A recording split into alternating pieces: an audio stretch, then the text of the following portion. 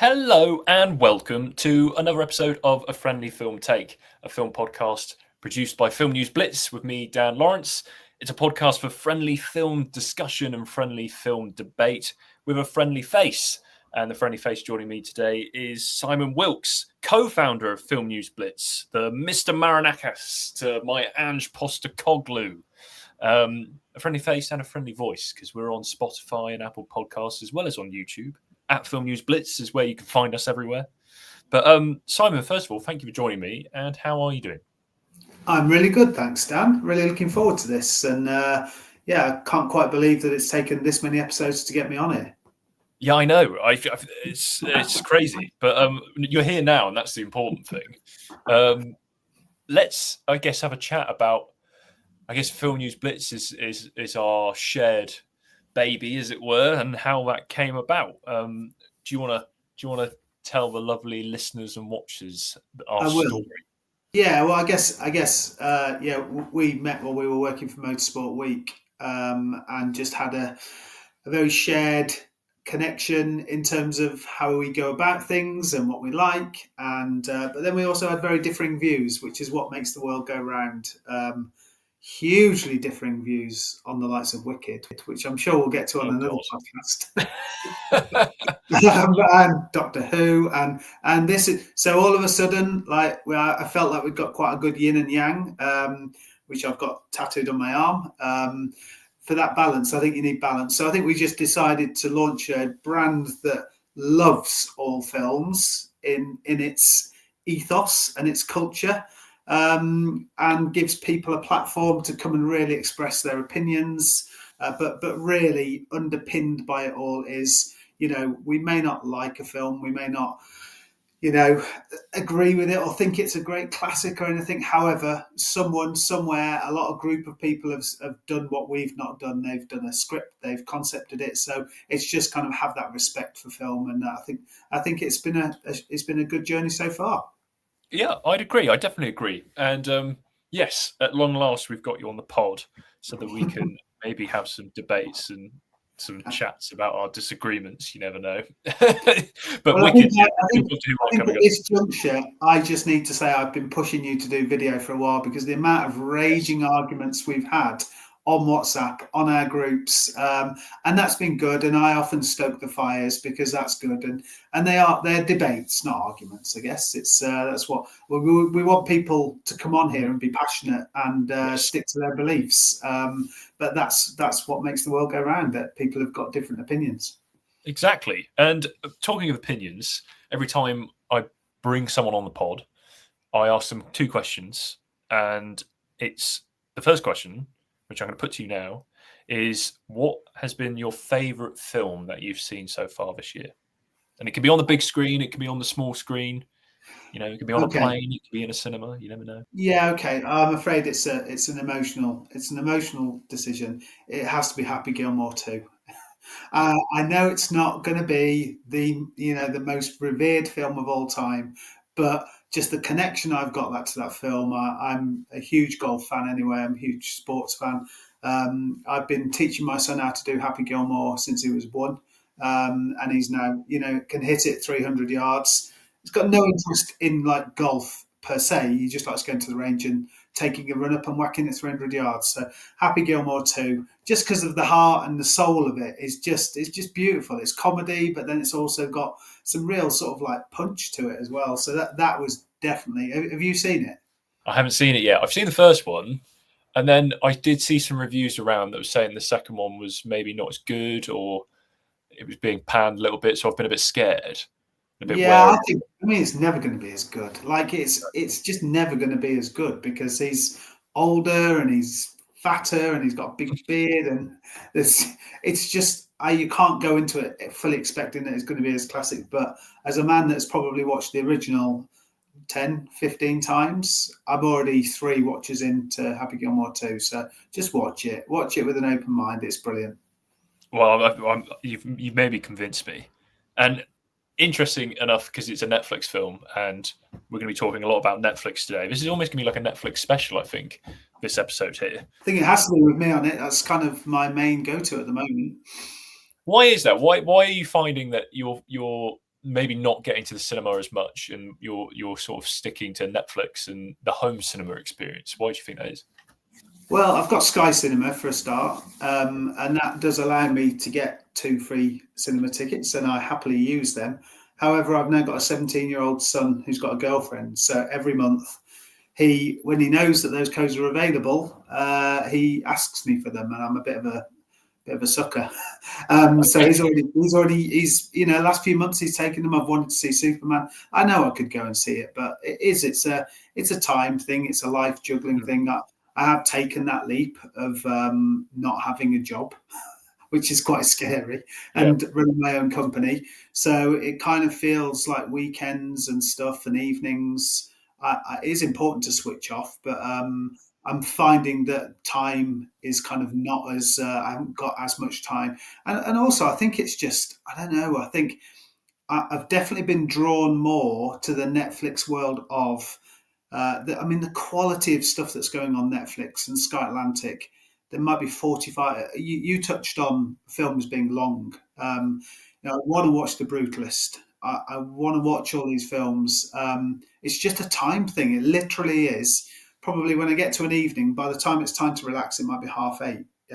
So then you're kind of thinking, blimey, to take on a 2.5 hour, 3 hour film, it's quite an ask. But then moreover, I think in recent years, Sky Atlantic I know not a lot of people have Sky, but I do. I'm 50. I'm old school. So I have Sky, I have Netflix and Amazon and all these things. But I'm definitely drawn more to series. I'll kind of watch 2.5 hours worth of a series if it's a 4-parter. It's just been definitely the habitual for me to go and see something at the cinema. It's like an event. It's an event movie. Like the last film I saw at the cinema was 28 years later, and I did that because me and my university mates go for a curry, and then we go and watch a film, and we sort of do that every couple of months. So that was the sort of last thing I saw at the cinema. Yeah, it's a good thing as well. A good point you make with time. With the cinema, you've got to get there, you've got to get home, you've got the adverts and the trailers, and then if it's like a 2.5 hour movie, like you've almost taken and if you're having a curry with your mates as well, that's like 6 hours out of your day.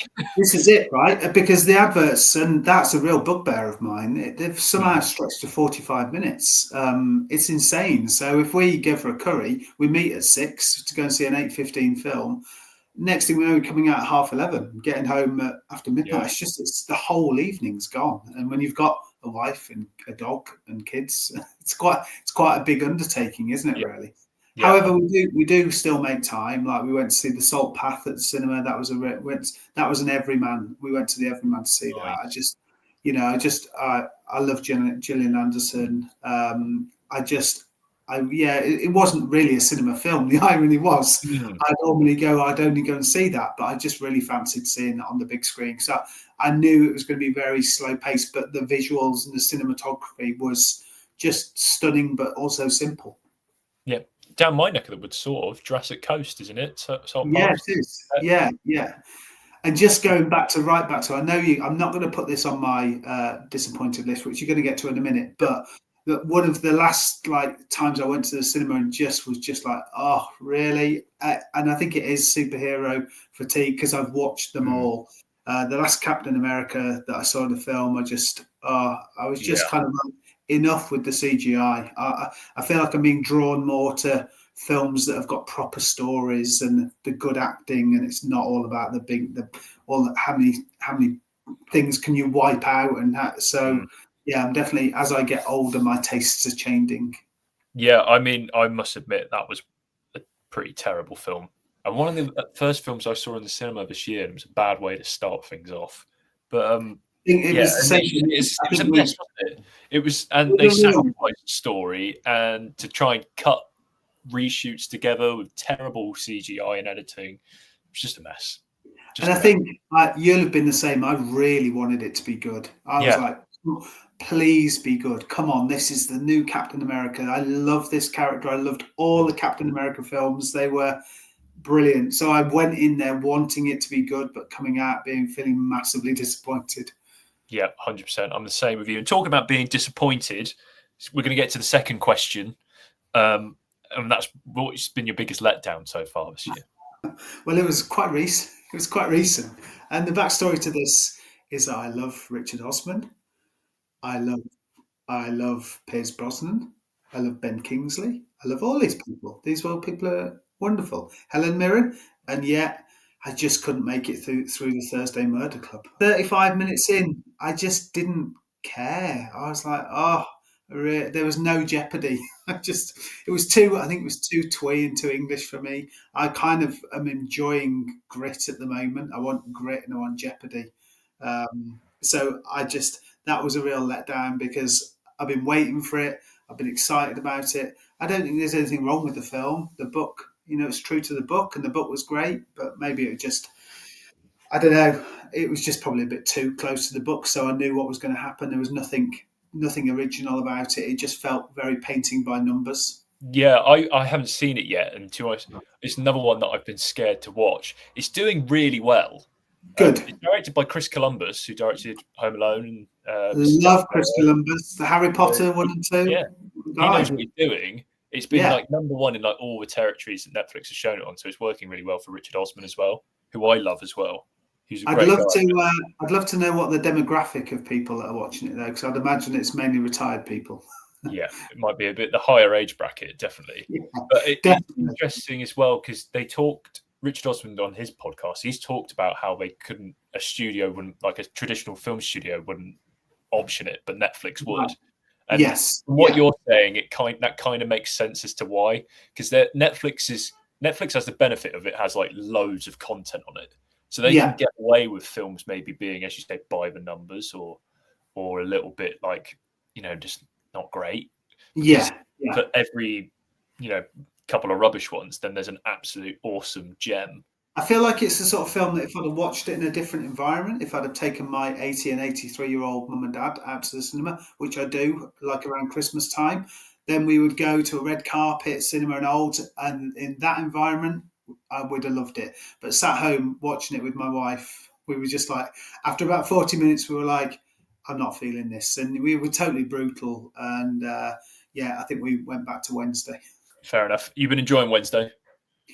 Oh, unbelievable. I mean, Tim Burton, I've been a huge Tim Burton fan for his whole career. But just insane. Like every episode's like a movie. It's like a dark, twisted Harry Potter. I just wasn't expecting it to be that. I kind of dismissed it as like a kid's thing. And then our son was like, I think you'd like this. You love all the Harry Potter films and you love it when they get dark as well. So just insane. We just finished it last night. We saved the final of Wednesday for Wednesday, and it was just this big event, and it just lived up to all expectations, and then teed it up perfectly for a third season, which is like, yay. That's exactly what Netflix wants as well. So it's like their biggest show, isn't it? It's like one of the biggest shows. I'm not sure about the numbers, but I just know the production quality, it's just got that, I really love it when you can see. It's a bit like Lord of the Rings. You can see the sets have been made. You just think the set of one episode would be the cost of a Hollywood movie. So fair play to Netflix. There might be $1 billion in debt or whatever it is, but we like what they're putting out. Oh yeah, they definitely like to spend some money. But yeah, I mean they've got a bunch more films coming out. And we've seen a bunch of trailers recently, so I figured we should probably talk about them. And talk about what we think, and talk about what maybe we're leaning towards wanting to go watch and maybe leaning away from wanting to watch. I would say out of the ones that I've seen recently, the trailers I've seen recently, the biggest film surely that's coming to Netflix is the new Knives Out. Yeah. Wake Up Dead Man, the third Knives Out movie. Starring Daniel Craig as the southern private detective Benoit Blanc with that amazing accent, directed by Rian Johnson and written by Rian Johnson. It's select theatres in November 26th. So unlike most Netflix films, we actually get to see it in the cinema for a bit, which is good for me because I'm a champion of the cinema experience. Yes, absolutely. And we would happily receive any free tickets to go to the cinema and take lots of pictures and videos of you going to the cinema. Exactly, which is anybody wanting to do that for us, let us know. Drop a line in the comments, and it's on Netflix December 12th, which I imagine, Simon's probably when you're going to catch it. That'll be when I'll catch it. Yeah. I wouldn't class that as a cinema film for me. I'd class that as I can enjoy that. It's not going to be. Whereas, say, like June, all the June films, I saw them all at the cinemas. They had to be watched at the cinema. Certain films demand it, don't they? But that is definitely. I mean, the cast of that film is insane. Yeah, should I go through some of the cast? Yeah, please do.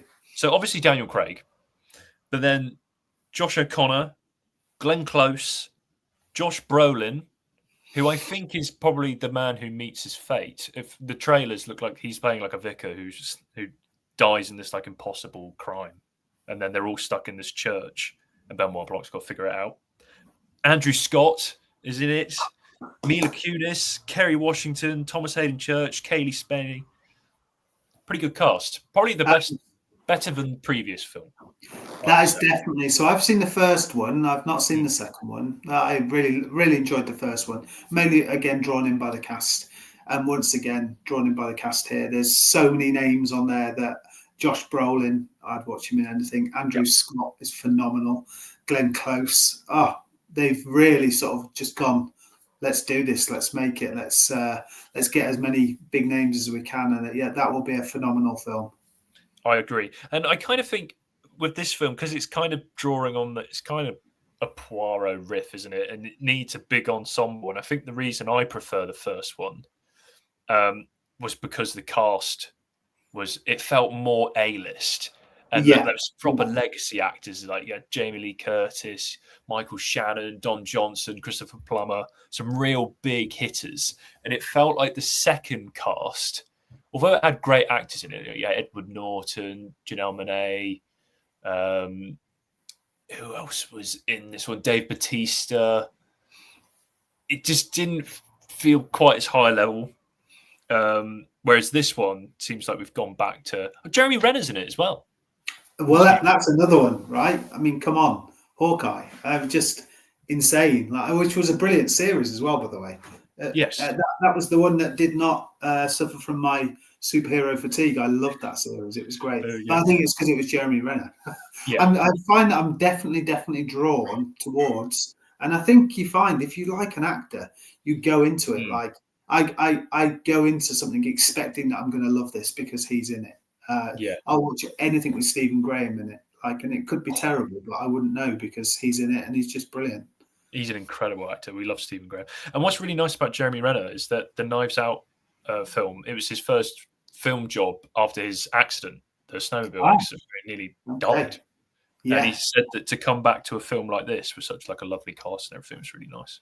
Well, I think the cast is so important. With a film like this, there's not going to be any big bangs and so what's the draw of it? So the draw is the cast. And the director as well, Rian Johnson. I've loved him since Brick. I don't know if you've seen Brick. That was right back.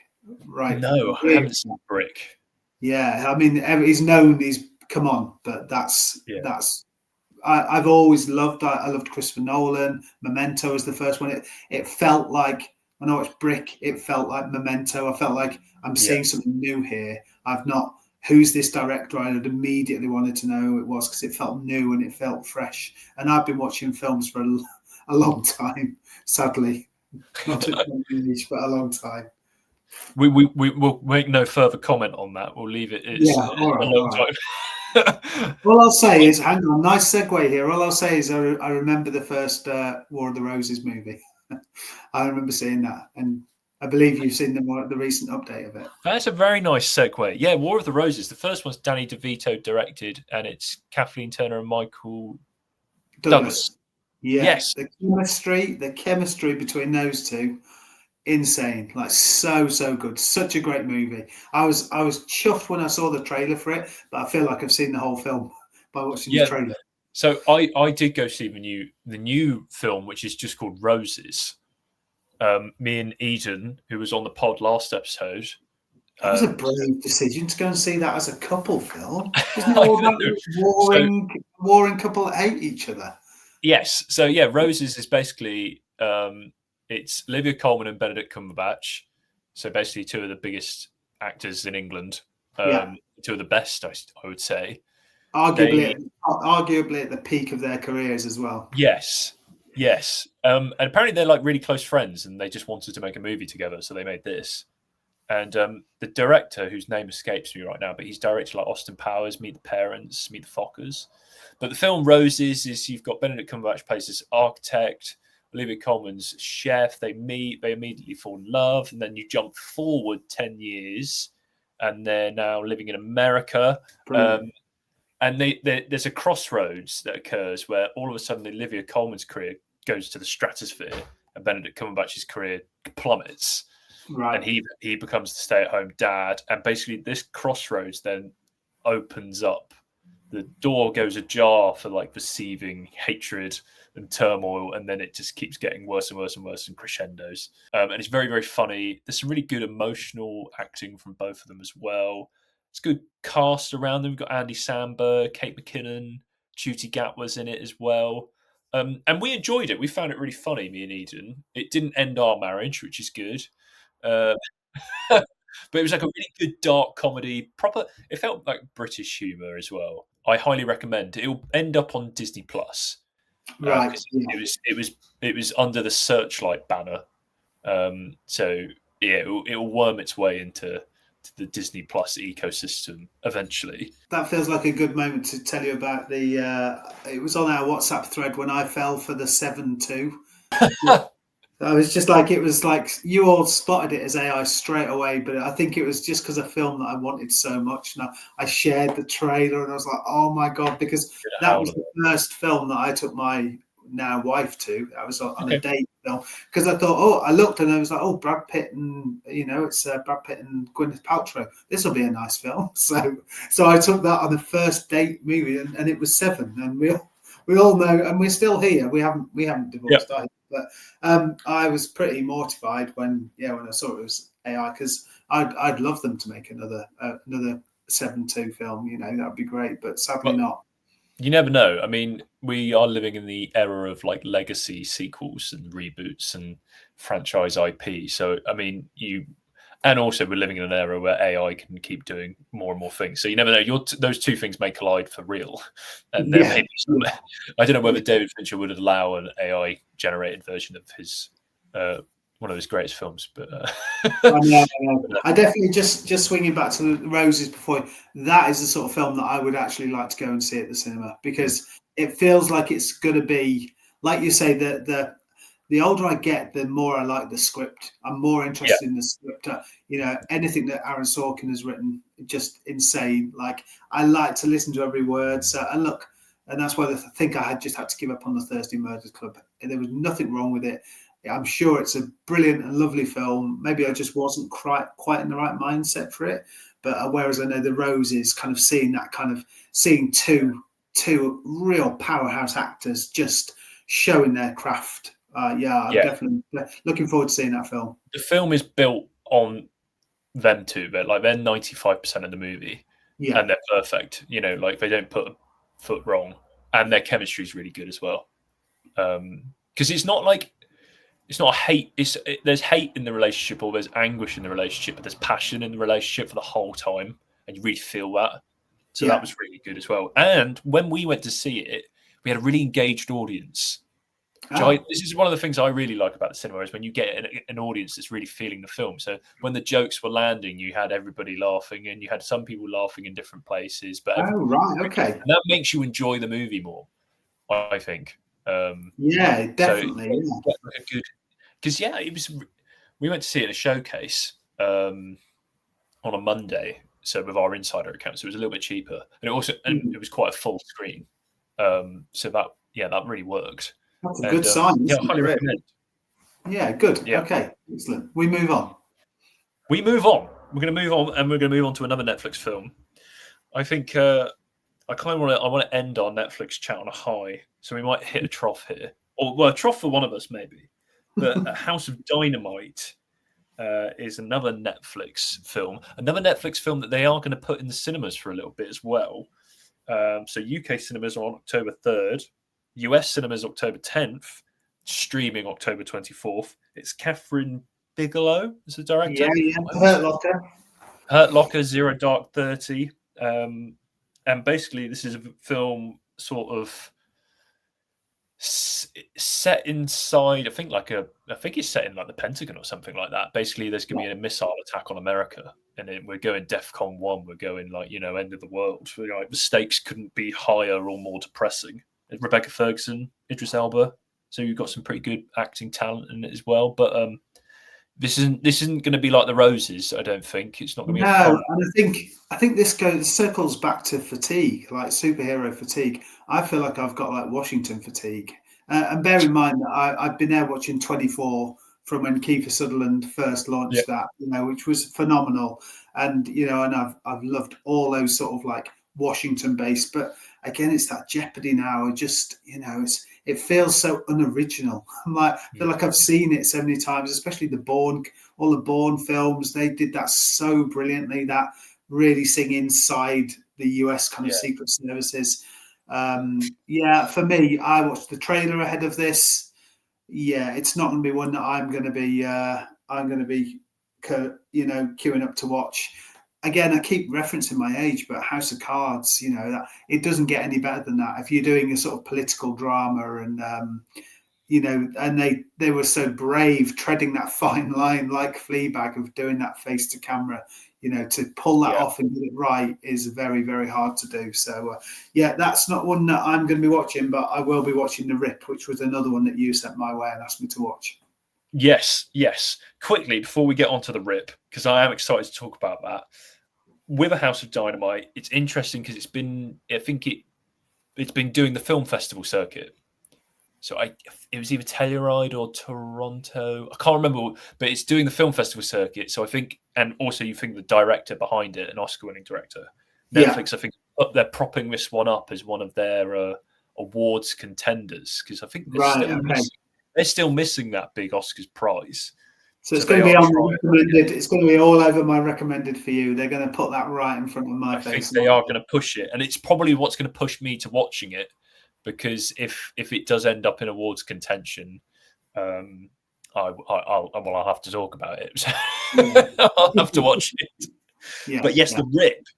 Let's talk about The Rip because this looks like again, like yourself. I watched the trailer just before we came on here to talk. This is January 16th on Netflix, so just start next year. So we've got a bit of a wait. Matt Damon and Ben Affleck, so our Good Will Hunting bros who decided to write one of the best films of the 90s because they couldn't get an acting job, and then they became international stars overnight. How about them? Yeah, how about them? Good Will Hunting is one of those films where, like, I think you can put it on and always have a good time. Definitely. Or jump in, like, if you're channel hopping and it comes on, you will like stop what you're doing and watch it. It is okay. My list of those that you stumble across it. Shawshank Redemption. If I stumble across that, it doesn't matter what part it is, I'm watching the rest of it. Good Will Hunting is right in there, and obviously any of the Rocky films. Okay, any of the Rocky films. Even the bad ones. I'm just like, I'm in. I'm just in. They're like, oh, well, I'm gonna have to watch this now. And Happy Gilmore, obviously. Do you loop in Creed into that? Yeah, definitely. The Creed films have been brilliant. Utterly, utterly brilliant. Yeah. But let's get back to The Rip. Yes. So Ben Affleck and Matt Damon, they play Miami cops, and they bust sort of like a stash of like 20 million quid or dollars. When they're thinking it's going to be like 100 grand or something, and it's 20 million. It's a true story. It's based on a true story, I think, isn't it? Yeah, it is. So based on true events, but then it sort of the amount of money causes a sort of a discontent and distrust between their sort of police unit and then I think outside forces as well, who maybe be a bit disgruntled that maybe money's been uncovered. And it looks really tense. Good bits of action, a good surrounding cast around them as well, which looks quite good. But it also just looks like them two really giving it their all. There was the bit right at the end of the trailer where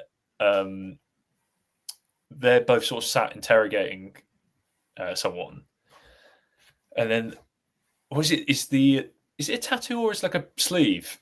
And the person they're interrogating asks, "What does it mean? What does it mean?" Matt Damon says, "Are we the good guys?" And then Ben Affleck just like looks at him. It was the look that Ben Affleck gave. And I was like, it was like, Well, it's hard to describe or articulate, but it's one of those looks. It's like, oh, there's so much like power in his gaze when it shifted. Well, I was just like, here's the yeah, comparison that I'd give you, that just based on watching the trailer and thinking about, you know, Affleck and Damon at where they are in their lives, it looks to me like it's going to be their heat. It's going to be okay, Damon and yeah, Affleck, like it, with all of that experience behind them, having their moment where there's going to be quiet times where it's just like you say, it's just a look that, you know, heat is so good. It's often not what they're saying to each other, it's how they're interacting. So I think it's going to be, straight away I was kind of like, oh my god, it's the chemistry of those two. That's what makes Heat the film, right? It's finally seeing it on screen. So I just think, but I think because of the age that they are now, the experience, they're just going to come at it with all guns blazing, so to speak. yeah. And I think there'll be a lot of guns blazing in the film itself. It looks like it. It's great. Yeah, I'm actually really looking forward to that. When I first read about it, I was like, well, but the trailers really convinced me that that's going to be really worth a watch. Definitely. Doesn't look like it's going to be in cinemas. It looks like it's just going to be Netflix, straight to Netflix, I think. Suits me then. Not you so much. Suits you definitely. I mean, January 16th, it's going to be cold, dark and dreary. Going out the house, maybe not the best idea anyway. You know, sit at the fire, watch a bit of Netflix. Yeah, I feel like that's a pretty good Netflix chit chat we've had there. And it is a good Netflix chit chat, very much so, yeah. And I think I would imagine that a lot of people in this day and age now, you know, the cinema it's become more affordable, but I think that's what, you know, Netflix has changed the world, as has YouTube. It's made it accessible to everyone. So that's why I'm quite a big champion of it, really. It's you know, it's just brought, you know, it's unlocked. Everyone was talking about the film industry and how it's struggling, and it's really brought that back to life, hasn't it, really? And I think it's just, we have to dial into this way that this is how people are going to consume. They're going to consume movies on their laptops, on their Chromebooks, their iPads. They're going to be selective about the cinema experience, but it feels like it's enjoying the film experience is enjoying Renaissance as well. You know, it's a lot of people are enjoying it, and people are living longer, aren't they? So, especially the Thursday Murder Club, if they did bring it out, I'm sure it would do phenomenally well at the cinema, because there'll be a lot of old people that retired that would go and see it. Yeah, I think they did bring it out in a few like Everymans and stuff like that, which is the perfect place for that kind of film. I think, you know, Sunday afternoon in an Everyman, they will have sold it out, no problem. Have a coffee, have a biscuit, sit in the. Should we mention Everyman a bit more? I think we should mention Everyman quite a lot. I think we should put some brand. Yeah, I have. It's funny you say that. I've managed to, and I haven't mentioned it yet, but in all previous episodes, I've managed to mention Odeon Limitless. Okay, very good. Very good. Yeah, it's an interesting, because you were saying about the time, but also the thing is, like, the cinema is an expensive experience, but there are ways you can navigate that, and Odeon Limitless is one of them. Yeah. It's like 18 quid a month, and you can see as many films as you like. That's actually pretty good, and we're not being paid to plug this, by the way. We hope to be paid to plug it down the line. But, it's one of our revenue strategies, but that's insane. Actually, that's pretty good. Yeah, so that's a good one. Cineworld do something very similar. And View is mine. My local one is View. That's the easiest one that I can get to. Yeah, they don't do anything like a monthly thing, but their tickets are really cheap anyway. Yeah, they're like $5.99. Like $5. Like it's really good. Well, I think they've responded quickly. Really, they've seen the change in people's patterns. You know, you've got to entice people out of their homes and from in front of their TVs, and it is an experience. It's great. I like that if we go, it's a bit of an event. I'm trying to think of what we've seen this year. We've seen, like I mentioned, we've seen 28 Years Later. We saw Captain America. In recent years, we saw Tenet. We went to see Tenet. That was very disappointing. We went to see Joker 2. So there were, there's certain films that will draw. This is me and my uni mates. But yeah, quite a lot of them were all massive disappointments. 28 Years Later was the first one that we kind of all said that was a great film. That was, we went to see, oh my God, we went to see Fall Guy. We thought it was like a rom-com. I mean, you were talking about that. I went to see that with 4 male friends, and it was a big rom-com, which was just horrendous. Are you turning your back on me? I'm turning you back. Yeah, I'm turning my back. I love the Fall Guy. I did not love it. It just wasn't. I think I wish I'd gone to see it with my wife. If I'd have known that's what it was, it would have been a lot better to see it with your wife. Would have felt really awkward. There were like a lot of couples there, and then there was a group of 5 lads that all stunk of curry and beer, kind of going, "What's this? This isn't what we thought it was going to be." So that's on me. Sometimes I don't think if I've seen like a rom-com with my friends, I don't know whether I have. It's very awkward, Dan. I wouldn't recommend it. Don't know. I've seen like 50 Shades with my mates, but we did that as a laugh. Okay, yeah. It's quite funny. And I wouldn't call that romantic really either. And it's definitely not funny. Well, it's funny because it's quite bad. But I need to do a bit of a retraction because I know I raged, and I was probably more lashed out at my own, like the fact that I'd seen that with my four mates, because I actually watched the film again at home by myself with Samantha and thoroughly enjoyed it. There we go. So I've asked you what your biggest letdown was. I asked you what your best watch is. What's going to be your next watch? What are you most looking forward to seeing next? Okay, well, it's talking about maybe not Netflix, but it's The Paper. I know you've covered it on Film News Blitz.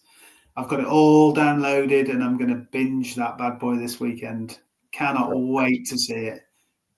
The cast just looks brilliant. Domhnall Gleeson leading it. I mean, again, going right back, I've watched The Office from the original, then I've seen the American version. I just can't wait to see that. I'm almost like scared to see it in case it doesn't live up to my expectations, but you can't not. I'm gonna give it some space. But yeah, how about you? Are you planning to watch that?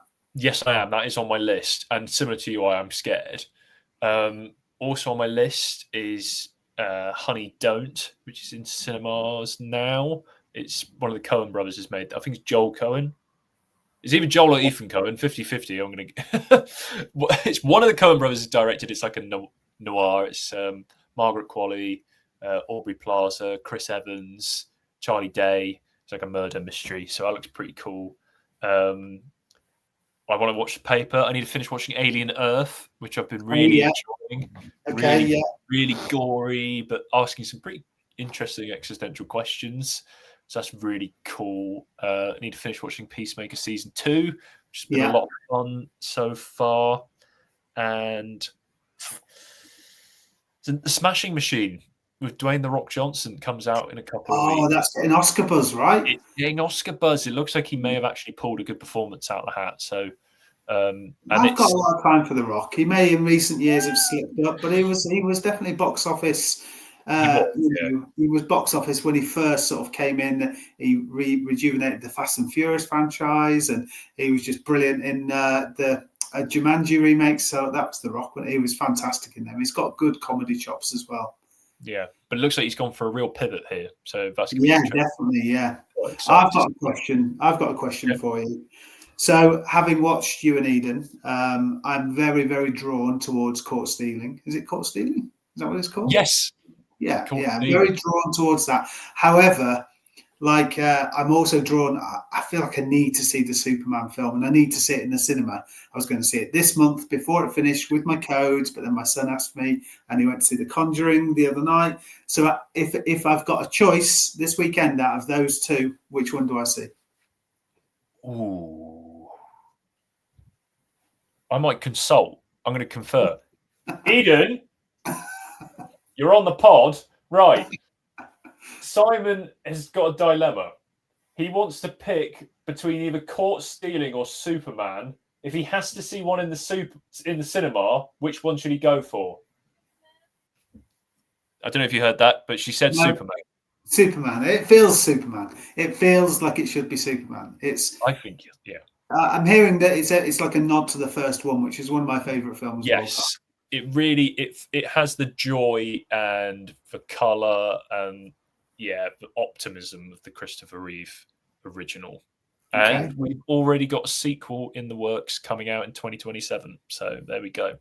And I remember hearing Eden say, and I saw it in the trailer, your Lex Luthor is the key to the film. You need a Lex Luthor who is kind of like really evil but almost charismatic. Yeah. That was it was kind of mad genius. Where Kevin Stacey was just too evil. Yeah, Too I evil think, for him. yeah, You didn't root for it, did you? yeah, Nicholas Hoult is really good. Is he? Really Yeah. good. I feel Yeah. like part of you wants to root for Lex Luthor a little bit. That's if it's, and then there's that debate, isn't there? Really, like who are you really rooting for? So okay, Superman it is. Yeah, but Court Stealing I recommend watching. Really good film. Really good performances. Austin Butler's the leading man, who coincidentally has been rumoured as potentially being a person to be cast in a Heat 2, because Michael Mann is working Nice. on that. So Yeah. also worth watching. Tonic, the cat actor, is also a star of Court Stealing. And so, yeah. Austin Butler in Elvis. I've been to Graceland. I've been to Memphis. I've been to Nashville. I love America. So Austin Butler in Elvis was just insane. One final question. Okay. I've got Dr. No behind me. Who's going to be the next Bond? I'm going to say Jacob Elordi. Okay. I'm not saying he's definitely my pick, but I'm just getting the sense that he's been one of the ones mentioned. What's he been in? It's not a name. He's in Euphoria. He's in Saltburn. He is going to be in the new Wuthering Heights film alongside Margot Robbie. Which Saltburn character? The main Saltburn character. He's the character that Barry Keoghan's character is obsessed with. Right. Oh, right. Okay, I see. He's the son of. He's like Richard E. Grant's son. Yeah, Richard E. Grant's son. Okay. Yeah. He's also going to be Frankenstein in Guillermo del Toro's Netflix Frankenstein film that's coming out very soon. Another one of their awards contenders. But yeah, he's Australian, so not English, but George Lazenby. I don't think he's Australian. For me, a Bond, you need to look at a Bond and think that they could kill someone with their hands. That's why I like Daniel Craig so much. He hasn't got that. I think he could get that because he's a big guy, Jacob Elordi. He's like 6'5" or 6'6". He's youthful, and they want to go for a youthful Bond. He has this. I mean, he's a bit of a heartthrob. He's a handsome guy, but he's got like this sort of. He's not got a mainstream quality. He's got like a sort of different kind of vibe. Is it not the Bridgerton guy anymore then? The guy from the first season? No, I think he was trying too hard, Regé-Jean Page. And he may be getting... Because apparently they want someone in their 30s. Okay. And so they're thinking... Yeah, they're probably thinking 3-4 films, aren't they? Yeah. But it's interesting. Yeah, Denis Villeneuve's directing. Stephen Knight's writing it. There's some big names behind this film, so I'm excited. But I just want them to tell us who it's going to be. I want to know who Bond is. I want to know before the end of the year. Every time I look on their 007 Instagram account and they've posted a story or it's just old Bond clips, and I'm like, just show me. Because I love Bond and I love going to the cinema to watch Bond films. So yeah, hopefully they pick a good actor. I should have brought it on for that. I didn't think we'd be talking about Bond, but I'll next time I'm on, I'll show you. I've got the greatest. It was one of the great. It was a friend bought it for me for my 50th birthday, and it's a James Bond chocolate set in a tin with every chocolate has got the movie poster of every Bond film of all time in it. So my son's just like, when are we eating them? And I'm like, never.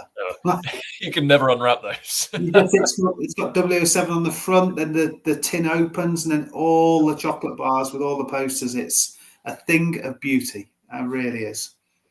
Perfect. Oh, you have to get that when you're next on the pod. We'll have to have yeah, definitely. You need to get me on to talk about horrors and why I don't like them. Yeah, we need because I'm also terrified of horrors, so we need to grab one of our Film News Blitz horror aficionados to come and. There's loads of them. They all love them.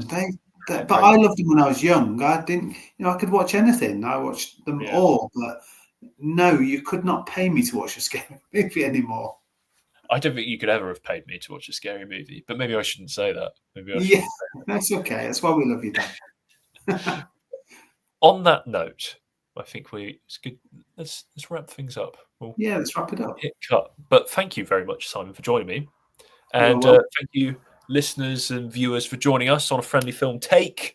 Podcast you can catch on YouTube, you can catch us on Spotify, Apple Podcasts, and follow us all on socials at Film News Blitz. We're on Instagram, X, Facebook, TikTok, YouTube, www.thefilmnewsblitz.com. We're everywhere. So check us out. Website. We have a very shiny website. We have on which we're going to start doing a story promoting this podcast, because that's something that old school, but it works. Old school, but works. Perfect. All right, Dan. Nice to see you. And you. Cheers. Yeah.